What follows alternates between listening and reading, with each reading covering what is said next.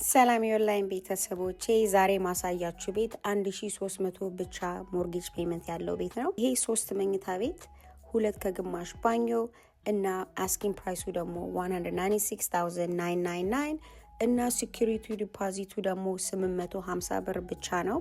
ለዛውም ደግሞ ፍሪ ዳውን ፔመንት አሲስታንስ ፕሮግራም አላቸው። ፎርጊቨን ይሆናል። ለ3 አመት ከቆያችሁ ፉሊ ፎርጊቨን ይሆናል።